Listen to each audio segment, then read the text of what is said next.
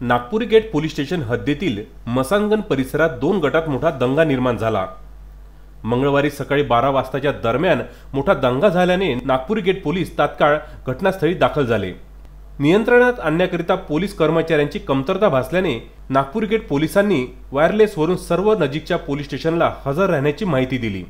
Nagpuri gate police स्टेशनचे police निरीक्षक अर्जुन ठोसरे यांनी पोलिसांसह दंग्याला घेरून होते। दंगा शांत करण्याचा प्रयत्नही सुरू होता, मात्र पोलिसांची संख्या अपुरी पडत असल्याने दंगा आटोक्यात आणण्यात पोलिसांना यश प्राप्त झाले नाही। तिथे काही वेळात कोल्हापुरी गेट पोलीस व सिटी कोतवाली पोलीस दाखल झाले, मात्र अमरावती शहरात ज्या आरसीपी पथकाची दहशत असते तेच दंगा नियंत्रक पथक जवळजवळ 1 तास उशिरा घटनास्थळी दाखल झाले।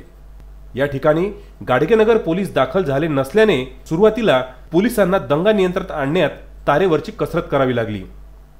ही सर्व घटना प्रात्यक्षिक असल्याचे नागरिकांसमोर सत्यता उघड झाली।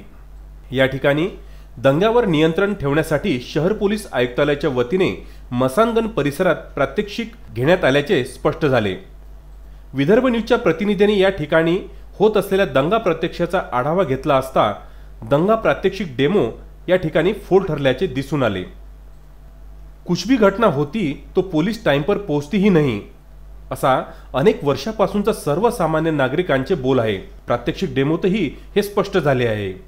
याबाबत नागपुरी गेट येथील पोलीस निरीक्षक अर्जुन ठोसरे यांना विचारले असता गाडगेनगर पोलिसांची गणपती उत्सव पॉइंटवर ड्यूटी असल्याने ते हजर राहू शकले नाही, अशी त्यांनी तोंडी माहिती दिली।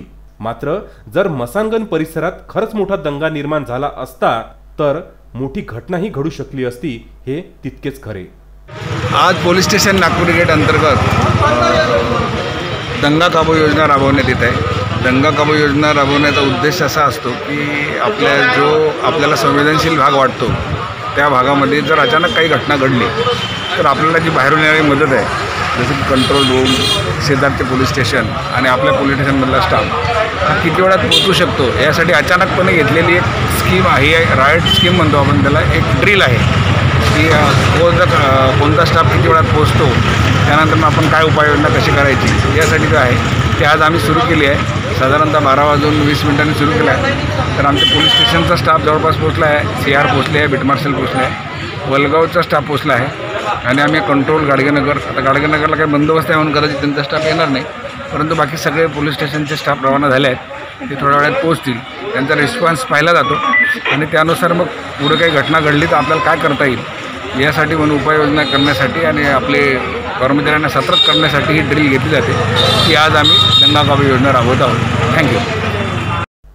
विदर्भ न्यूज करिता अजय शृंगारे व प्रदीप इंगोले यांचा हा वृत्तांत।